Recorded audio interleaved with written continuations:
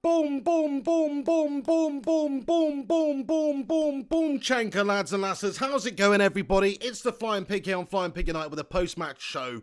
I hope you're all doing well. Just to talk about the Tottenham versus Manchester United game that's just finished 1-1 at the Tottenham Hotshot Stadium, man. Oh, it's a little bit frustrating in the end. But thankfully, we did come back in the second half and get that equaliser. The game's finished 1-1. And, I mean, where do we begin on this one? So everybody's been out of action for 100 bloody days, haven't they? And you could see that from the players out there. There was some serious ring rust on the go, is what they say in the old boxing game. We got pitch rust from the lads out there tonight, you know. Some of them were rusting right up like the bloody anchor of the Titanic or something. You know, what has Daniel James been doing in this time, by the way? He's just been sat around like the bloody Tin Man from The Wizard of Oz or something. Somebody needs to lubricate his joints or something so he can run fast again. I don't know what's going on with Dan James in that first half, but he looked like somebody had cast a spell on him and turned him into a headless chicken overnight. So that was a big shame. Fred, McTominay in the centre of the park were not at the races at all throughout the first half, especially really poor first half from United overall, actually. What's really annoying is we started the game pretty damn well, and we were looking okay. We were certainly looking the better of the two sides. We were dominating possession. And then what happens? Bloody Easter Island head Slabby Maguire has a fat off double daymare and just gets absolutely done by Steven Bergwijn, just running across him, just got caught in two minds. It's a melt job of defending. Paolo Maldini was freaking tossing in his grave and the guy's still bloody alive. So he was literally just completely having a nightmare there. Don't really understand what happened with that level of defending from Maguire. Allowed them in. David De Gea has made a soft save at his near post as well, and Bergwijn scored to give them the 1-0 lead. A proper shithouse display and a start from United after looking good for the first part of the game. So we've given Spurs the 1-0 lead. Then what do we proceed to do? We proceed to play like absolute bloody garbage for the rest of the first half. It was so frustrating, wasn't it, lads and lasses? What an awful display. And individually, let's just talk about some of the performance in that first half. And then we'll get on to the second half, which thankfully was a bit better. But the first half display, man, let's be honest now, everybody not at the races, lockdown got everybody all seized up. People like Luke Shaw were completely left wanting in that first half, left him so much space over on that side, not getting back into position good or quick enough. It was like Jose Mourinho, what he'd been talking about Luke Shaw all that time ago once again. But thankfully, second half, Luke Shaw actually looked pretty damn decent, I thought. I thought he did well when he got on the ball. So fair play to Luke Shaw for turning it around, but he looked so rusty at the start of the game, it was piss poor. The back line, Lindelof, credit to Lindelof actually, out of the two defenders, you know, the centre-backs today, he's looked the more confident and comfortable out of the two. It's usually the other way round, but Slabby Maguire today, crikey, carrying around that stone boulder on his head, obviously is getting him down, man, because like he couldn't get across to Steven Bergwijn quick enough at all in that one. It was a complete nightmare. So we conceded the goal, 1-0 down, and then thankfully what happened is, you know, we changed things up second half, which we needed to. I thought Ole Gunnar Solskjaer generally got all of his substitution decisions correct, maybe a little bit too slow in making them happen. I think he could have benefited from making the changes at half-time, because we could see Freddie Flintstone in the centre of the park was not having a yabba-dabba-doo time. He was having a gay old time. No, he wasn't having a gay old time. He was having a bad time. And it was not a good situation for our midfield, because we kept just giving the ball away non-stop. Like every time McTominay or Fred got the ball, they get their head up and try and play a simple pass, and most of the time give possession away in that first half. So that was very worrying to see. Didn't like seeing that at all. Same with Dan James, like headless chicken galore, man, over on the right there, Daniel James. Sorry, I like Dan James. I think he's a young lad. I think he's got so much potential. He's 21, 22, whatever he is. He's come up from the Championship last year. He's not played a lot of top-flight football. People are going to be getting on Dan James now.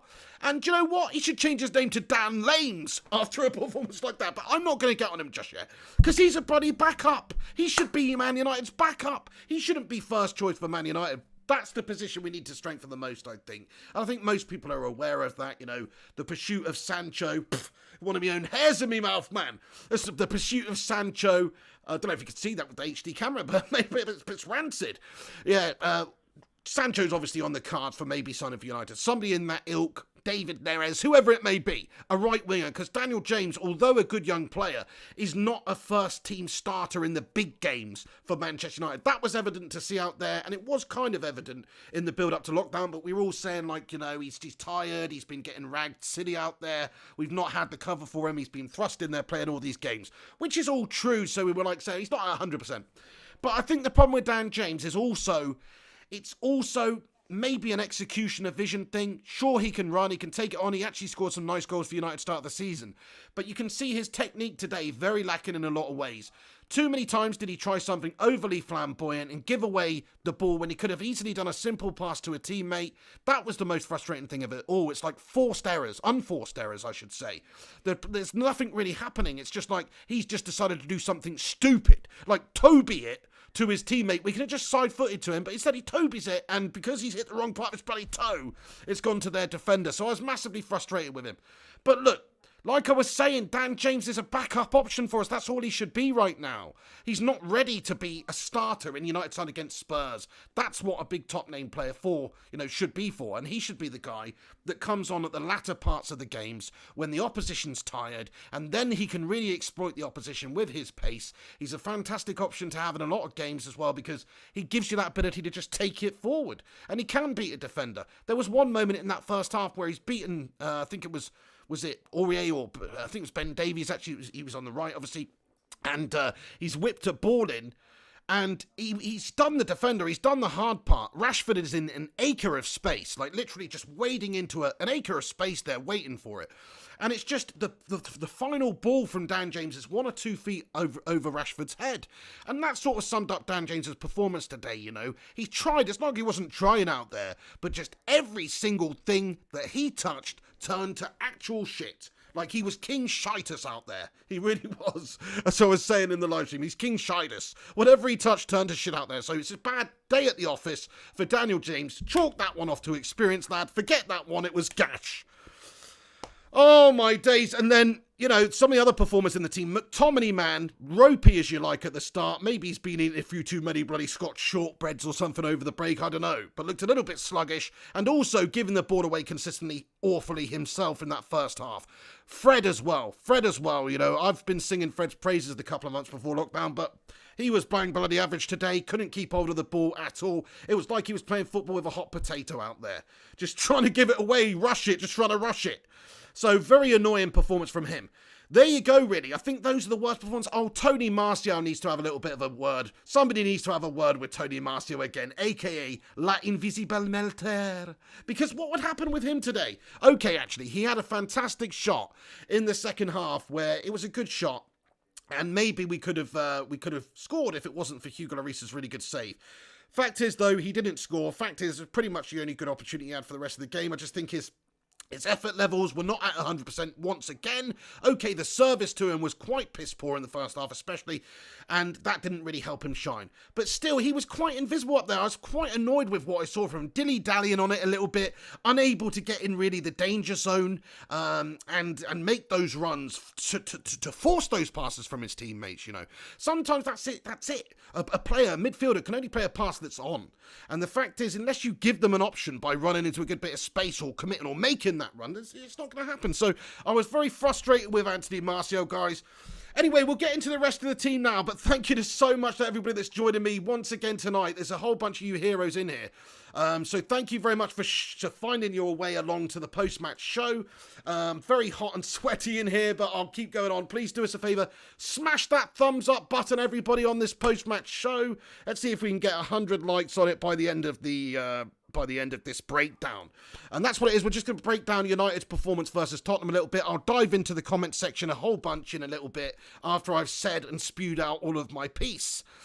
But yes, so let's go back to it then. So those are the individual performances that really stuck out to me as being pretty poor. 1-0 down at halftime, had to change something.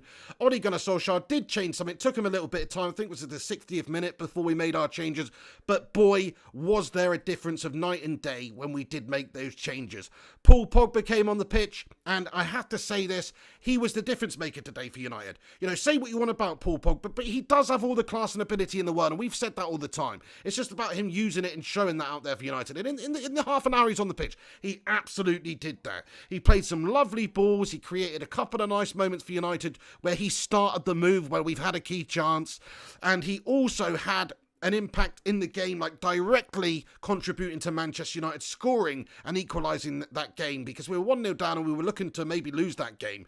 Pogba's come on. He's found himself in a bit of space over on the right-hand side. He's ran at Eric Dyer. He's kept it just in by the byline, and he has managed to basically draw a foul from Eric Dyer, who's given him the old Bob Backlund chicken wing submission. And it was definitely a penalty. Some people were saying that's a soft penalty. No, he's pulled at his shirt and then he's got him by the arm. He's trying to do a bloody Kimura on him. You know, Eric Dyer wants to stick to frickin' UFC, I reckon. Never mind MUFC. But the point I'm making is it was a penalty, and Pogba won the penalty. Pogba's quality, Pogba's class to get that half a yard on the defender, to actually keep it in and just knock it past him. He got the better of Eric Dyer, which is why Eric Dyer started to climb all over him there. And he's given away the penalty. Who steps up? Bruno Fernandes. Fantastic penalty from him. I thought he actually had a good game today. He was again one of the most positive performers for us, especially second half. He started to make it all work when Pogba came on. There was a moment in that game which was pure ecstasy. And what I mean by that, it didn't lead to a goal, it didn't lead to, anything, but it was just a couple of moments of magic. And that was Bruno Fernandes managed to just keep hold of the ball. He's being closed down. He pulls off a crazy chipped, sort of skewed little pass into the path of Paul Pogba. Paul Pogba controls it. And half volleys a stunner of a 40 or 50 yard ball down the left-hand side to Rashford. Just that combination filled me with so much joy and so much hope for the future that those two are going to do some special things together. Not just that moment. There was another couple of moments in the game where they combined really well together as well. So that question that people keep asking, that I've posed myself, can Pogba and Bruno play together? Well, we saw them play better together than any other players did in that whole entire game for the half an hour they were on the pitch there. So I think that they can, and maybe we've been a little bit wrong talking about, the fact that Pogba defensively might not be that great, because it depends entirely on the system you're going to play. We don't know if Pogba and Bruno are going to play in a 4-3-3 together, or a 4-2-3-1, or who's going to play where, or a 3-5-2. It really does depend on the system and who's along with you, because I think we looked so much better later in the game when we made a couple of changes and we got players like Matic on. Matic is always that calming force for us in the centre of the park. He's a Frankenstein's monster of a man, but he's calm on the ball. Whereas Fred and McTominay in that game, they were erratic on the ball. And you need to find balance. You need a good balance. And if Pogba's going to be your driving box-to-box midfielder, and if Bruno's going to be your advanced playmaker, then you need somebody who's going to be your deep-lying defensive sort of midfielder, which is somebody like Nemanja Matic, or depends who you play. If I'm not just saying Fred and McTominay are gash now. I'm not saying that. Look, I understand. It is hard coming back after not playing football, not playing your sport you're professionally paid for the longest time you probably ever have done in your whole life, in terms of not actually playing like competitive or even just playing in training and stuff like that. Probably the longest time some of these guys have got in their life not playing football. So I understand there's going to be that ring rust element to it. And you saw that out there throughout the game for United, not just in the first half, but throughout the game. There were sloppy performances throughout. I want to give a special shout out actually to Aaron Wan-Bissaka, who I thought actually looked fantastic again today. Easily the best defender that we had today. There was a couple of moments from him, but look, considering he's been out, considering he had the task of dealing with Son Heung-min down that left-hand side most of the time, he did a tremendous job. Son barely got a look in today, did he? And a lot of that's down to Aaron Wan-Bissaka. So fair play to Aaron Wan-Bissaka. He definitely doesn't fly under the radar for me. I thought he put in a really wicked performance, actually, Aaron Wan-Bissaka. So nice one. Top man. Rashford equally was pretty damn decent down that left-hand side. Nice to see Rashford back in the side, coming back from injury. Thought he was decent. Bruno's put in a very good game, actually. Good display by Bruno. Took that penalty fantastically well. Came alive after Pogba came on in the 60th minute as well. I thought that was a big factor. But yeah, Daniel James on the right. Gash-tastically gash, lads and lasses. What can you say? And Martial, garbage monster. Right, yeah. Do us a favour then, lads and lasses. Hit that like button. I'm going to delve into your comments then and see what you guys think about it. Actually, I'm just going to give you my player ratings. We'll have a quick look at the match stats. So obviously it finished 1-1. Bergwijn scored for Spurs in the 27th minute. Bruno Fernandes scored that penalty in the 81st minute. For anybody that doesn't know, actually, United did have another penalty shout at the end. I almost had a mangasm live on the stream, because I honestly thought that Manchester United had got another penalty at the end. But what it actually was Eric Dyer's gone in there. It looks like he stamped on his foot and just maybe caught Bruno's foot, which sort of made Bruno fall over. But all it was Bruno falling over. So it wasn't a penalty. Anybody saying it wasn't a penalty, that last shout. But, if without VAR, it would have been given as a penalty because it was initially called for a pen. So there you go. But the stats of the game, we dominated them for possession. I don't really care about possession stats. They mean nothing to me, especially when you're coming up against a Jose Mourinho special, Tottenham team away. Like, they don't really mean anything to me. Jose did what we thought he was going to do, to be fair. Like, they were pretty tentative to start with. They sort of didn't commit nothing forward, and they were looking to counter us. And it worked for them. All they had to do to get the 1-0 lead was play a simple ball over the top. It wasn't dealt with. It's gone into the path of Bergwijn, and the rest is history through shocking defending by Easter Island Slabby Maguire at the back there, and also some gash-tastic defending from David De Gash. No, he actually made some stunning saves after that. There was a couple of brilliant saves by De Gea in that game too, including a fantastic save from a header from Son Heung-min, which was just, a ball in there. Some pretty awful defending by United, to be fair, to allow the ball in there. Luke Shaw out of position at the time. The ball's come in, and Son Heung-min's connected with it beautifully and put in a fantastic headed chance. And David De Gea's made a wonderful fingertip save. So, you win some, you lose some. Overall, though, David De Gea's performance, he's made an error at the end of the day. So possession-wise, those shots, we've had 12, they've had 10, we've had 6 on target, they've had 3.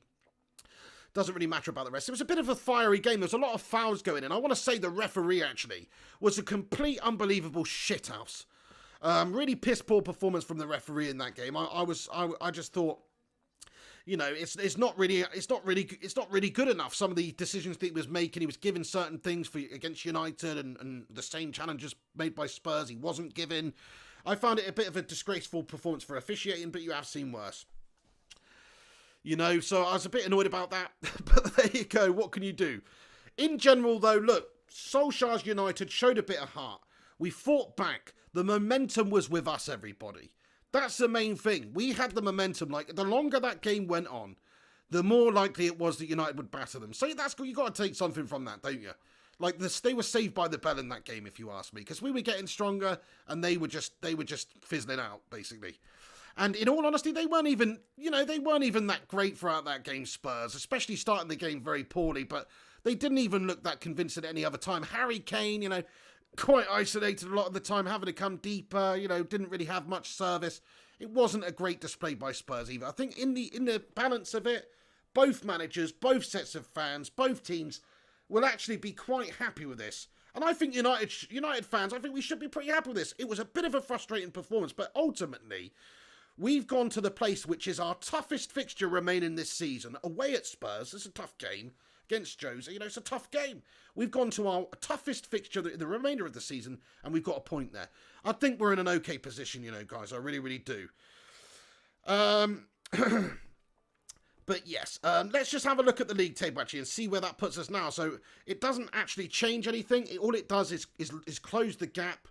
Close the gap with Spurs and Sheffield United. Sheffield United have now fallen below Tottenham because of a goal difference. They're both on 44 points. Man United are still in 5th place with 45 points, so currently occupying that last remaining Champions League spot, if we are to believe that Manchester City are going to be sacked out of the UCL next season.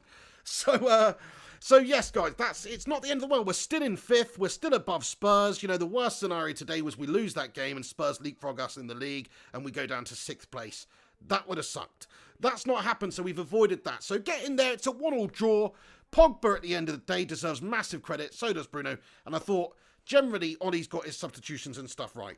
Right, I'll just quickly do the team ratings then, lads and lasses, the player ratings, and then we'll get into all your comments and stuff. Shout out to all you legends for tuning in here, man.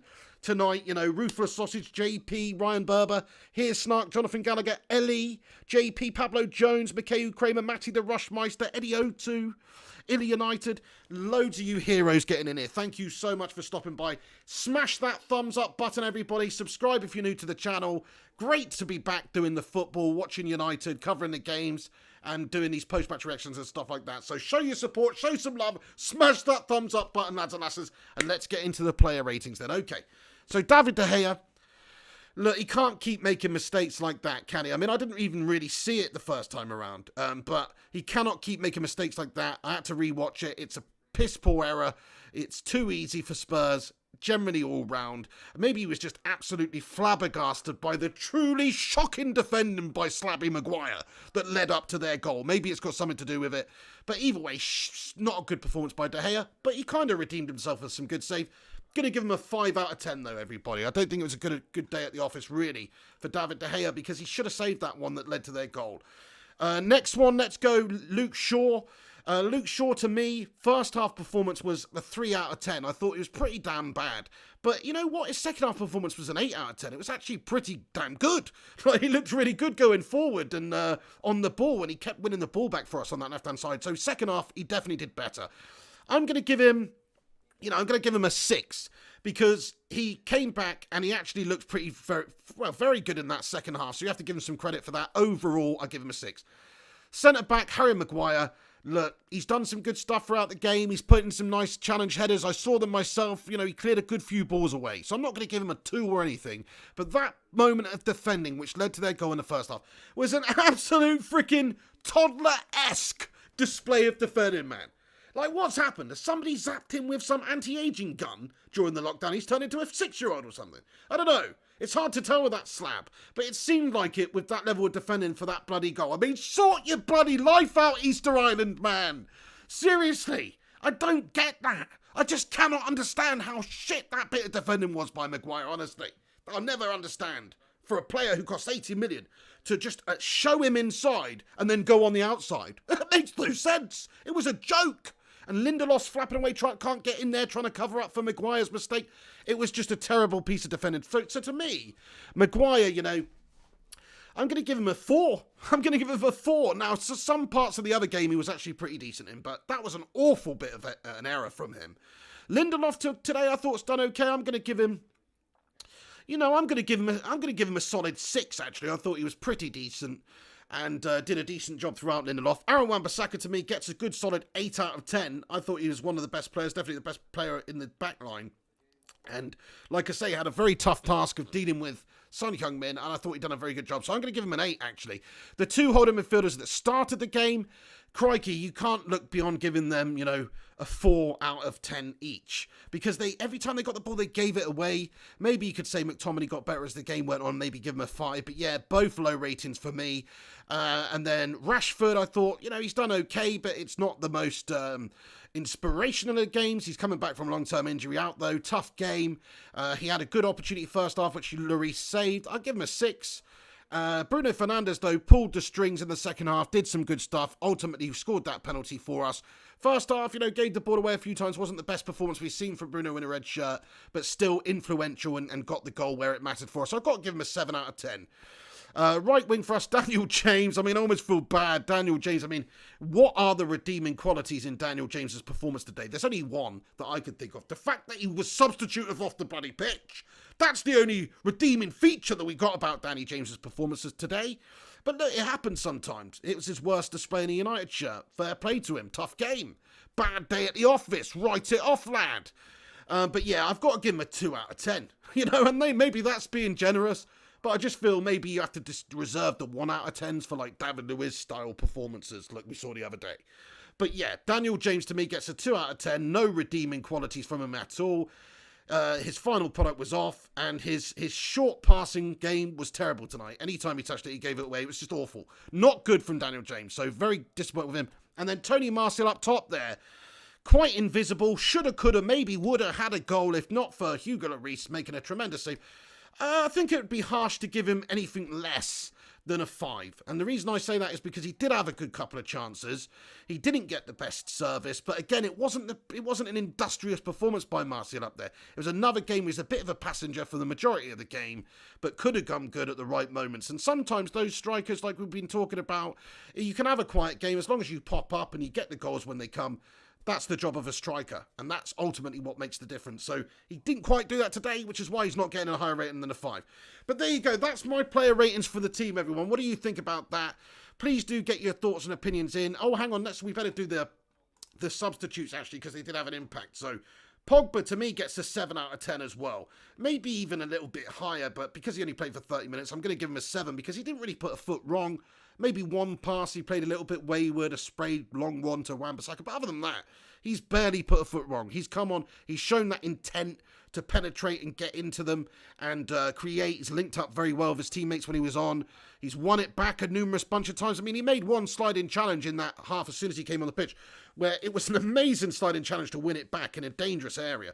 So he was committed to United today. Offensively, defensively, he was committed, but he was allowed to roam, which is ultimately what led to that goal. He's done Dyer. He's beaten the defender. He's forced the challenge from Dyer, and he has won the penalty for United, which Bruno's put away. So Pogba's had an amazing influence in that game. Matic came on, calm as ever, whatever, 5 out of 10. Bailly at the end, no point talking about him. Mason Greenwood looked infinitely better and more comfortable on the ball than Daniel James when he came on. So I'm going to give him a 6 as well for his cameo performance, cutting in, doing all sorts of bits, connecting very well, getting the balls in. Greenwood's got a heck of a future ahead of him, doesn't he? So there you go, everyone. That is my player ratings. If you guys agree, let me know. Who does that make my man of the match then? So, I guess it's a toss-up between the man of the match will have to either go to Bruno Fernandes, Paul Pogba, or Aaron Wan-Bissaka, I guess, are probably the 3 candidates that deserve it most. Do you know what? I'm going to give it to Paul Pogba, because he is actually the man of the match. Like, he's the difference maker in this game. Solskjaer could see the problems. Fred and McTominay were just not working in the middle there. They were losing the ball too often. It wasn't comfortable enough. It was just all over the place. And we could see the issues. Solskjaer eventually did make the changes, and he brought Greenwood and he brought Pogba on for very struggling Daniel James and the struggling Fred, and it made the world of difference, to be honest. So Solskjaer did the right substitution, he made the right key changes in the game, maybe a little bit too late, but he still made them. And I have to give the credit to Pogba, because I'm going to give it to Bruno Fernandes, actually, because he scored that penalty, he took that key moment, and generally he was very influential as well. But Pogba, man, I mean, you could easily give it to him simply because he changed the game to the point where he came on, he's won that penalty, and he didn't really put a foot wrong for the whole time he was on the pitch. So take your pick. I'll give it to Bruno and Pogba. They can share it. But Aaron Wan-Bissaka's a good shout, says Mikhail Kramer. Yes. Hirsnark says Wan-Bissaka consistently a winner. Pogba the difference maker today on limited time. Yeah, easily, could have gone to one of those 3, I'd say. Mood Carreo says Pogba man of the match, should have been subbed in after halftime. Fully agree with that as well, because you can tell, especially with this 5 substitutes thing we've got on the go, like, you can make your subs a bit earlier and stuff like that. So I think Ollie should have made a change at halftime. He should have brought Pogba on for Fred or McTominay much sooner, because them two were just not doing it for us. So I do think you're spot on with that comment. Collective Forces, Bruno and Pogba, joint man of the match. Yeah, fair play. I do think that both of them were pretty sensational. And the 2 standout performers that actually did change the game for United in a real positive way. Gungshi says Pogba for me. Fair play, yeah, I can understand it. He did change the game. He did come on. And what I liked about it is what Rincon said about it in the live stream as well, which is, he just had to show everybody just how bloody good he is. And he's like waiting for the opportunity. He's come on there and he's reminded every single Manchester United fan just who he is and what sort of a player he is and what influence he can have in these big games. We've seen it a lot of times in the past in change games for United. Not enough, unfortunately. I'd like to see more of it. Now he's not going to have the excuse of not having a good enough team around him if you've got players like Bruno Fernandes pulling the strings and looking to add players to the ranks. And if you look at players like Aaron Wan-Bissaka that we signed, great players, and we're building, we're getting there. We're always just seeing a couple of players away, but we're getting there. So Pogba's not going to have that excuse anymore. We're going to want to see the consistent performances from him, like that one, like where he's come in there and changed that game. I thought that was an excellent performance from Pogba. I call it how I see it, I criticised his performances in the past for United, rightfully so a lot of the time, because he hasn't been good enough for United in a red shirt over the last few years. But today, he's come on, he's shown all the desire, he's shown exactly the right sort of commitment, the right personality and character out there to try and get United back in the game. It's never an easy position for a player like Pogba when you chuck him on there in the engine room of the pitch when we're 1-0 down against a team like Spurs away from home. So all things considered, he's done a brilliant job, man. I'm loving that display by Pogba. And you know what? Just in half an hour, what's he done? He's basically changed the opinions of many Manchester United fans, including myself, really, about who should be playing in the midfield in the next game. Simple as that, really. I like to reward good performances. And the problem with Fred and McTominay is they just, if you're not going to be totally solid defensively and and allow Bruno and the attackers to create an attack, then you also have to do the other jobs well of a midfielder, which is play the right passes, not give the ball away stupidly. You know, look to be influential and create yourself as well, which they didn't. Neither of them did. They really struggled to keep hold of the ball today. And so that doesn't fill me with confidence. Whereas, you know, Pogba, Bruno, the way they combined for that last half an hour, well, I want to see more of it. I'm sure you guys do too. I want to see a shitload more of that. Because that looked sexy as fook out there, some of the football they were playing together at the end. So yeah, he was a decisive factor, Paul Pogba. Massive shout out to him. Big praise to Paul Pogba coming on and putting in that display. Top man.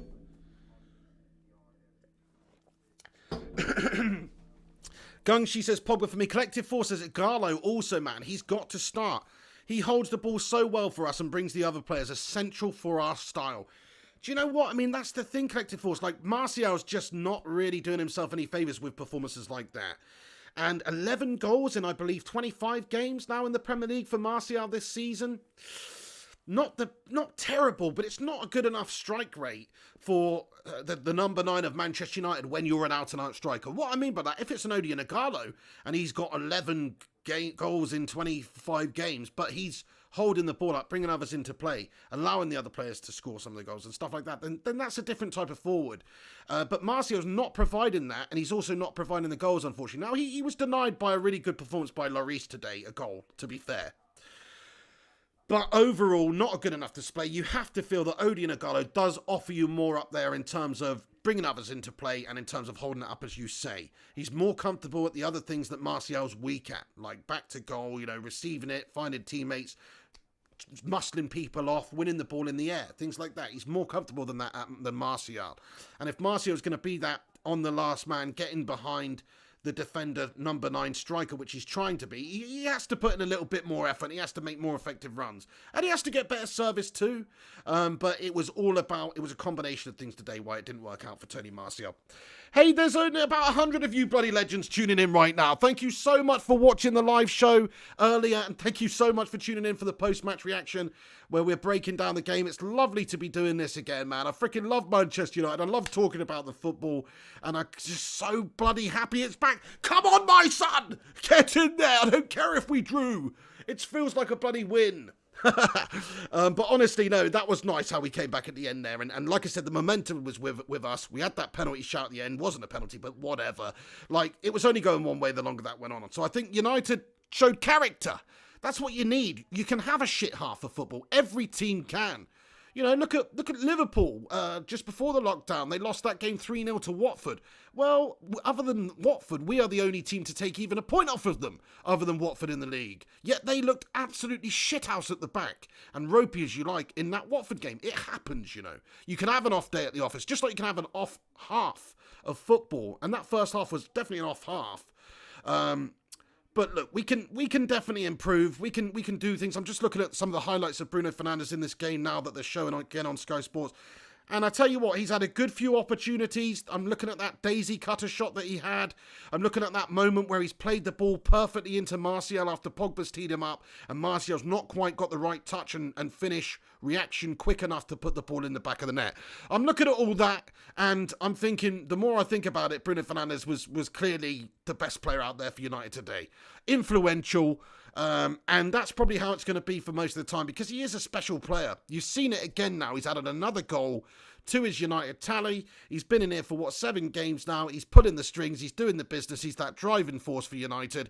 He's got the mentality to keep his shit together in the key moments as well, like that penalty moment. Slotted a beautiful penalty in. No way Lloris was saving that, even if he went the right way. So, love Bruno Fernandes. Absolutely freaking love him. Freaking love you, Bruno.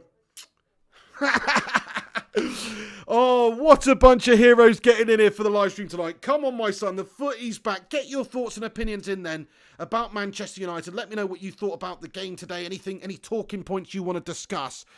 Some of the football that's coming up over the weekend, of course, we got to do the Everton versus Liverpool game. Is that on Monday? I'm not too sure. No, Sunday. So we'll be watching the Everton v Liverpool game on Sunday, just because it's a big derby game. So we'll definitely watch that one on Sunday, everyone, so you can come back and check that out. Also, there'll be some stuff on the gaming channel going on over the next few days.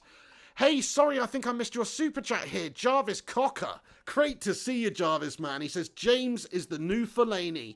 Starts every game when he only should come on off the bench at special occasions. Do you know what, Jarvis Cocker? Thank you very much for that. I can't really disagree with what you said there, because he shouldn't probably be starting games for Manchester United. He should just be that backup sub. And heck of a sub he is too. Somebody with that pace you can bring on to hurt teams near the end or play in some of the lesser games. Let's be honest now, stepping up from the Championship, he shouldn't be our first choice right winger. He just shouldn't be. So it's an area of the team that we need to address. Not saying he's a bad player. I think in a few years' time he'll be a very good player. He's still young, he's still green, he's still learning.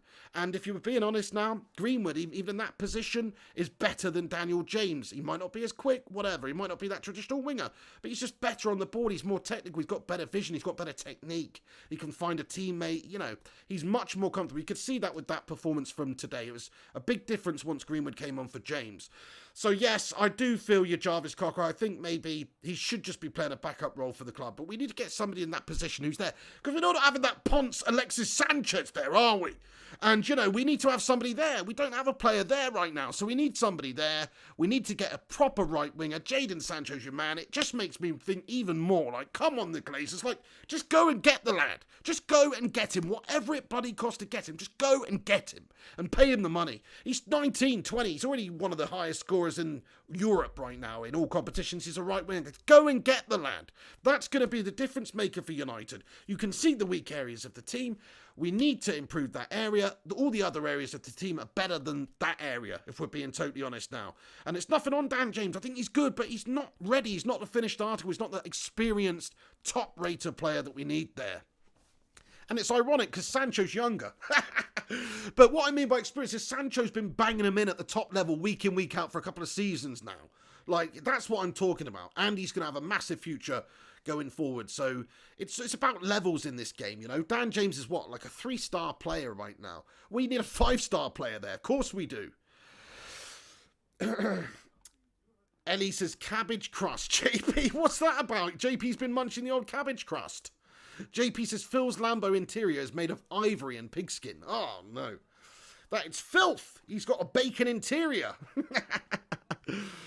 Griffo Chaz, he says couple of saves, he made one from Son. Yeah, that save by De Gea from Son Heung-min was actually quite sensational. I really did enjoy that save, and he did sort of make up for his awful bit of play, earlier by making that fantastic save. So I understand what you're saying.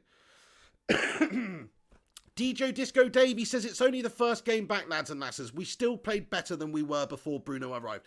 Hey, that's actually true. Yeah, I love your positive spin on that, Disco Dave. You're right, mate. We look so much better than before Bruno got in. So you're not wrong. And actually, I think this has helped. This has really helped Solskjaer. Like, you almost don't mind losing here and there or putting in a bad display if you find out some things about your team.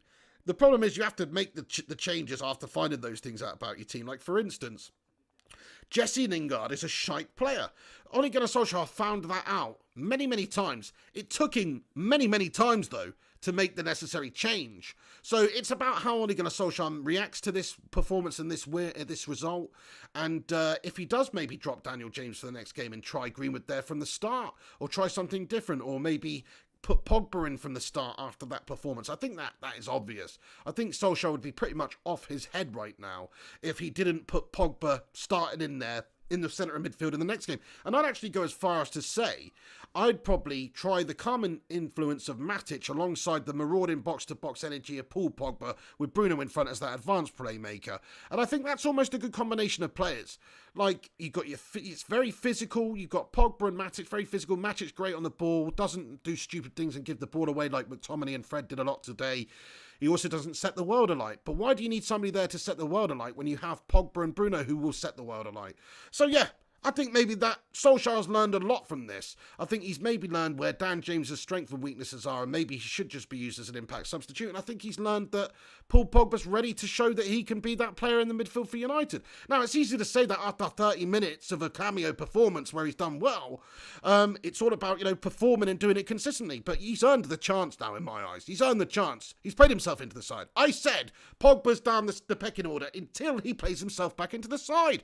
Well, you can't really play yourself back into the side any better than watching Fred and McTominay have a shitter of a display and then coming on and changing the game and winning the penalty that ultimately leads to us getting a salvaged point. So Pogba's proved the point tonight. He's showed that he's class. He showed a bit of great technique out there with his passing as well, like some fantastic stuff. So I've got nothing but praise for Paul Pogba, and I think he's got to go in there in the next game. Mark O says Bruno was wasteful. I mean, there's a couple of occasions I agree where he's a little bit wasteful, but ultimately he still had a lot of chances. He created a fair bit for United, but yeah, he did give the ball away a bit more regularly than usual, especially first half. He did give the ball away a bit. So yeah, I understand what you're saying. And maybe a couple of his chances, it was one daisy cutter across the floor, which I can think of, which was a very, very good chance. Maybe that on another day would have gone in. But yeah, pretty damn decent display by Bruno Fernandes, though, overall, I must say. Hey, The Saint, how you doing, The Saint? It's great to see you, The Saint. Thank you very much for stopping by, The Saint. The Saint in the house. We haven't seen The Saint for a while, so it's great to see The Saint. Oh, we saw he popped in yesterday, actually. My bad. But yeah, The Saint, it's good to see you, The Saint. Thank you for getting in here. Najjar Gil Ali says, good job, man. Nice one, Najjar. Very nice to see United coming back into it and, getting the equaliser any which way that we could, really, and obviously getting the point. That's the main thing. Like I said, it's not losing this game. It was about not losing this game, going away to Spurs and not losing the game. More so than winning it, in my eyes. It's just about not losing the game. Coming back after 100 days of inactivity. That's what it was about. Abbas Hassani says Fred is not creative at all. I think, it's kind of fair to say, but let's remember a couple of months ago, before lockdown, Fred did play some nice passes. Fred did do some nice things creatively, but it's not his strength. Fred is more of that, jack of all trades midfielder. He's more of your workman-like midfielder. He's going to put in a shift for you and work his socks off. But unfortunately, he needs to keep it simple. And if he's not really producing when he does keep it simple, yeah, it wasn't good enough from him today. He wasn't creative, and more so importantly than that, if your role's not to be creative, you've got to be solid defensively. And he just kept giving the ball away. So it wasn't a good display by Fred, equally with McTominay too. The Saint says Pogba was poor, apparently. Well, I don't think Pogba was poor. I thought he looked very, very good when he came on half an hour. I don't know who told you that, The Saint. But I thought he was actually damn good when he came on. And, if I'm saying that, you have to believe it. Because I don't rate Paul Pogba as highly as a lot of people. So if I'm saying it, you have to understand Paul Pogba did put in a good display when he was on. He's the reason. He's a reason. Him and Bruno, really. The main two reasons why United were able to salvage a point from that game. And destroy Jose Mourinho's party. Yes, here Snark says, in Oli we trust. Good man, so impressed with Ole Gunnar. I just want to reaffirm my stance on Ole Gunnar Solskjaer. He's a young manager. He's not got much experience, young in terms of management. He's not got much experience. And he was given, a side which needed improving. He's improved that side quite significantly in terms of the signings he's made. He still needs a couple more, but let's stick with this lad. Let's see who he can bring in the next window, If he can bring in a Sancho, if he can bring in a Thomas Partey and, and a striker up there to replace Odion when he goes in, who knows? Like, I think he could be a really good manager for us based on what he's done so far. Rome wasn't built in a day. Don't expect United to be challenging for the title next season either, lads and lasses. Just don't do that. It's too much too soon, even if we did get Sancho and those guys in. Liverpool are miles ahead. City are miles ahead. These teams are much further ahead of us. Teams like Chelsea, they're constantly improving, It's difficult. But what I will say is, we're on the right track. Give faith in Solskjaer. Give him time. Give him the investment. And give him a fair crack at the whip. Let's see where we are. If we're not, top 3 next season, after we've allowed him to sign players, then yeah, he's probably underperforming. That's next season, though. And if we're not challenging for the title in 2 or 3 seasons, then fair enough. He's had a lot of time and a lot of money, then fair enough. Maybe he's never going to take us on. You've got to give him that chance to be able to find that out. He's barely had any time in the job as it is. So that's my stance on the Ole Gunnar Solskjaer situation. Gungshi says Wan-Bissaka was impressive as ever. I have to say Wan-Bissaka put in just another Obi Wan-Bissaka performance out there, using the force at right back, keeping them in tow for the majority of the game there. So yeah, I have to agree. I think it's pretty damn good. I mean, I'm disappointed by the likes of Danny Buddy Lanes out there, man. I am, but as I say, he's not the first. He shouldn't be the first choice. I'm disappointed with Fred and McBummany, because I thought McBummany looked a little bit bummy out there today. I don't want to call him McBummany, but it just came into my head then, because he played like a bum, to be honest. He wasn't good enough for McTominay, but look, stick Matic and Pogba in there next game. That's what I'm saying, as an assist. Do you agree with me or disagree with me? Matic and Pogba, bit of yin and yang, opposites attract, chemistry, all that business. It kind of makes a little bit of sense, doesn't it? Joshua Pritchard, what's going on? He says, I'm not hating, but why does every time Pogba or Bruno play well, United fans say they got a better midfield than Liverpool and City? Some fans are deluded. In all honesty, right now, we don't have a better midfield than those guys. If you think about the likes of, Kevin De Bruyne, David Silva, City have got an incredible midfield. And if you look at Liverpool, they may not have the biggest names, but it's not about having the biggest names. I keep saying this, it's about who plays as the best team. Jordan Henderson's one of the best players in the league this year because of how he's played. But technically, he's not as good as Pogba. So I think that's why people say Pogba and Bruno, they've got the potential to be the best midfield in the league, because they are technically gifted players. They're very classy players, and on their day, they're as good as anybody, if not better than anybody. So that's why people can say that. And look, if you've got Pogba and Bruno combining and happy and playing great football, I'll take them over De Bruyne and Silva, to be perfectly honest with you. And that sounds mental, doesn't it? But the reason I take them over is because they're actually United players and they're not City scum. But even if they weren't, I still think like they have got what it takes in... Actually, that's a lie. Why would it take them? Look, I'm sorry, it's the United fan in me saying that. From an objective point of view, if somebody said, who would you rather have in your midfield? If you're West Ham, who would you rather have? Bruno and Pogba or De Bruyne and David Silva? I think you'd probably go for De Bruyne, because he's just proven in the Premier League. And David Silva too, But look, in all honesty, for the future, Pogba and Bruno, yes. Contradiction in terms. Gungshi says, I'm surprised Dan James has been played so much, to be honest. I expected him to be used more sparingly. Yeah, very good point, Gungshi. Coming up, I think that was what Ole Gunnar Solskjaer had intended to do as well. But then we loaned out Sanchez to Inter and, and he was just thrust in there, wasn't he? And he performed very, very well at the start of the season, if you all remember. He did score some important goals for United and just scored a couple of really nice finishes. Fair play to him, but I think he's just as surprised about getting all the opportunities at United that he has done. The Saint comments, I hear Maguire was at fault and De Gea. Oh yes, my friend. Absolute Gasharama display from the lads. No doubt about that one. Really quite bad from Harry Maguire at the back there, and De Gea too. But yeah, Harry Maguire definitely at fault. I don't understand how you can be an £80 million defender and make such an error like that. I don't really get that. How did he do that? But basically what he's doing as a defender, I never played much of defender, but I know as that defender, what he's trying to do is he's trying to basically track back and cover the ground. Obviously, Bergwijn's quick. He's running at him. And he's trying to position his body in such a way that if Bergwijn goes on the outside, he can easily switch to the outside. And if Bergwijn goes on the inside, he can easily switch on the inside. So he's sort of running with his back sort of in between two minds, right, trying to cover. But then Bergwijn goes inside, and Harry Maguire sort of goes on the outside. It's like he's just totally left his man. It was really weird anyway. And it was just shit defending. Really bad. So, yeah, very disappointed with Slabby Maguire there. Easter Island head, as you can see, collective force getting in there with the Easter Island head emojis. That emoji is especially for Slabby Maguire, because it looks like him. But also, because sometimes he plays like he's got a head of bloody stone, that man. Oh my God, We Rock Hard says, well, Shaw had some fault as well with that crap header. Yes, that's very true. Shaw was, he was at fault for a couple of early chances for Spurs, like that ball in from for Son's header. And I did think that Shaw had an awful first half. I must say, though, second half, Luke Shaw came back and did a very good job. Second half, credit where credit's due, he looked good second half. Hey, Giannis Varaklis, what's going on? He says, hi, man, what's your thoughts on Newcastle? Don't really have any thoughts on Newcastle, to be honest. What do you mean? In terms of the takeover, or in terms of their next fixture, or in terms of just what I think they're going to do for the remainder of the season? I don't know. I mean, they're 14th at the moment, Newcastle, aren't they? They've just gone down because Southampton won today, so they've just gone down a place, but they do have a game in hand. Let me just see, what the Premier League, the next fixtures are for. So Newcastle versus Sheffield United the 21st of June. I don't really know. I think they'll stay up, and who gives a shit?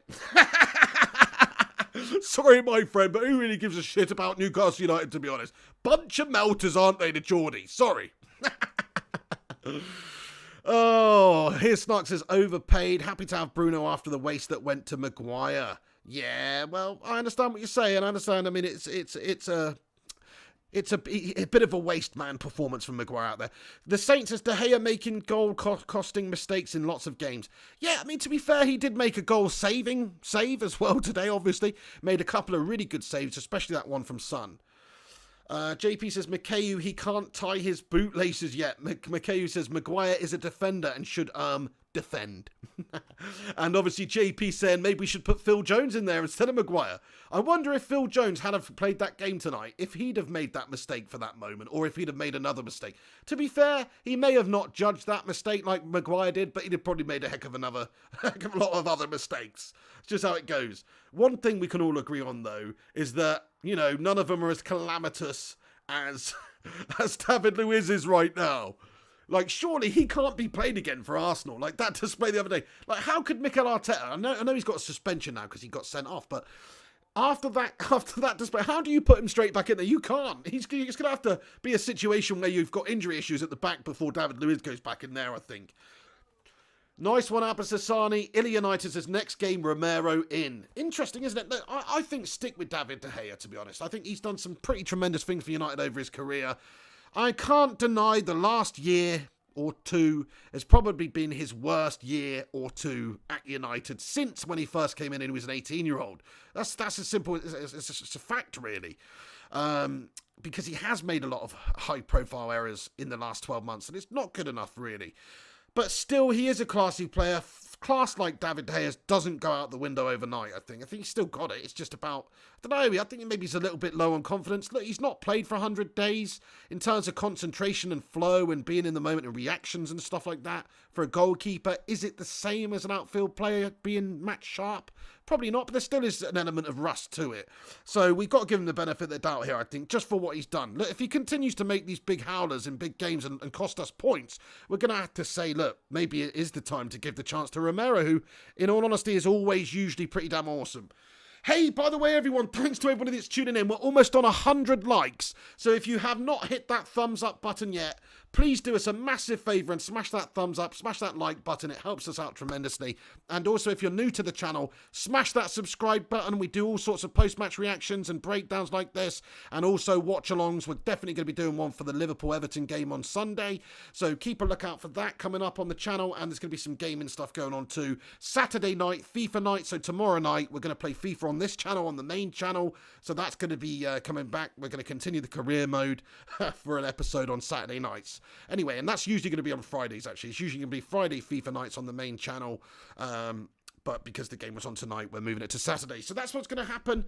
Anybody, just get your comments in finally before I get on and do one, because I'm dying for a ciggy, to be perfectly honest with you. After that... but I am really happy that football's come home. I'm really happy we got United back in our lives, and I'm really happy that we didn't lose that game today. That was the most important thing about this game, navigating it and not losing the feckin' game. That was the most important thing, lads and lasses. Sure, we didn't win. Sure, it's a freaking frustrating game. But at least we didn't lose to that Mr. Beanio, Jose Mourinho. At least that didn't happen, Jarvis Cocker says, must say I'm very happy with the Premier League back on. Have really missed the Flying Pig show and the passionate commentary from the pig and the gang. You guys are awesome. Thanks so much, Jarvis Cocker. Yeah, once again, this community is awesome, And it's great to have, because I know the FIFA's not for everybody. And over the last couple of months, that's all that there's been on this channel, really. Sure, we've done the odd video about United when it called for, when there was actually some news, which wasn't really very often. because I'm not going to manufacture BS like some people do. But you know what I mean? But like in terms of the FIFA, I know it's not for everybody. So I know it wasn't going to get all the usual people that tune into the United videos and watch-alongs watching. Massive special shout out to all those people that did watch those FIFA videos and stuff and kept me going during that time though. But I do understand it's not for everyone. But it is great to have the people back. Some of the people back who, you know, who we haven't seen for a while on the channel. If you're one of those people, thank you so much for coming back and tuning into the watch-along earlier. You know, we did tremendously well in terms of the amount of people that liked the video and that were just viewing. I think we had nearly 200 people at one time watching the watch along. So it's pretty awesome, guys. Thank you very much for all the love on the channel over the last few months and just being the great community that you are and supporting the show and just talking to each other. The way you all communicate with each other is brilliant. Like, you guys don't even know, like, sometimes I watch these videos back afterwards because I miss a lot of the live chat when I'm obviously doing the videos, whether it's I'm playing FIFA or I'm reading comments out and responding and speaking. So I miss a lot of what's going on, and I read a lot of the live chat afterwards, and it's bloody, some of it's bloody hilarious, man. Like, it's so fun for me to read back through all the comments and stuff like that. So please continue to get involved in the live streams. Continue to, you know, to do that. Yeah, oh no, I'm not going to retire at all, Gunkshy, mate. Absolutely not. No, we're keeping it going with Don Piglione. We're keeping it going with the Don, mate. Do you know what I mean? The Don's coming back. The Don is coming back tomorrow. I'm going to change the hat up there, put on Don Piglione, we'll be back tomorrow. But anyway, I think I will wrap it up there then, lads and lasses. It's been a massive pleasure, as it always is. Oh, shit, what the hell? No, 52 minutes. That is mad. 52 minutes we've been tatting bollocks. I swear, I would have sworn, I could have bet that this was a 20-minute video. That is mad. Anyway, fair play. DJ Disco Dave says the FIFA videos got us all through a horrible time. Thank you so much for that, Pigmate. Hey, thank you. It's not going away either, lads. I know, you know, I know we won the treble domestically in our 6th season, finally managed to win the league, and we turned it up to Ultimate when we were getting battered. But it's not gone away. We're going to come back with that, and we're also going to do lots of gaming videos on the gaming channel as well. I'm going to do FIFA career modes like most nights as well. FIFA 21 is going to be coming out in a few months' time. We're going to do some Pro Evo streams, Bacon Brigade streams. I've been talking about it, but it's going to happen, and GTA streams as well. Those are the 3 games we're going to focus on the gaming channel. But Friday night FIFA will be a staple on the main channel here, and tomorrow that'll be on Saturday because the game was on tonight. So please keep a lookout for the notification tomorrow. Click that bell icon as well if you're subscribed and you haven't hit the bell icon yet. Please click that bell icon. It notifies you when we will post on this channel and stuff like that. 10-6 goes, says an hour. Whoa, I know, I can't believe we've been talking all that time. It's mad. Love you too, Abbas. Thank you very much. The Saint says, hell of a channel in the community. Thank you so much, mate. Fully agree with you there in terms of the community. Be a bit big-headed to say the channel, but you know what I mean. Illa, thank you so much, Illa United. Pig Legendarios, 55 minutes. I can't believe this 55 minutes after I've just done the watch-along as well. Like, what the hell? That's mad how quickly time goes when I'm doing these. It doesn't even feel right. Ryan Burberspin, good night to you. You have a great evening. Thank you for all your support and legendrosity over the years. JP, same to you, my friend. Jonathan Gallagher, same to you. Mikhail Kramer, heck of a man. Ryan Burberspin, what a lad. The Collective Force, what a force. JP, what a P. I'm joking. Sheila Boy, thank you so much, Sheila Boy. Great to see you back. He says, well done, Pig. Good to be back, Pig. Thank you so much, Sheila Boy, for getting back in here. Jonathan Gallagher, everybody else. Hey, Jonathan Gallagher says we are on 95 likes. That is sick. Do us a favour, everybody. If you haven't hit that like button yet, please do smash that thumbs up button. It definitely would help us out on the channel, and also subscribe if you're new. A couple of other things I'm going to say at the end before I go. You know what they are. Much love to you. Stay safe, and thank you for watching. But also check out the website, flyingpigunited.com. New Manchester United news source. I'm sure there's going to be some stuff on there tomorrow, actually, breaking down this game a little bit more. So keep a lookout on the website, flyingpigunited.com. Bookmark it, whatever, check it out every day. There's new articles on there to do with United and football. So that's my new website. Thank you to Sam Hopkins, Griffo Chaz, and all the others that have helped me with that website so far. Thank you very much. Check it out. Also follow me on social media at Flying Pig United or Mr. Flying Pig HD on various platforms. Check them out. And just once again, great to be back. Great to speak to all of you legends again. Thank you for watching. Thank you for interacting. And thank you for doing all that you do in this community of heroes. So that's it from me tonight, guys. Thanks for watching. Have a great one, every single one of you. I'll just shout out every single one of you at the end who's still in here.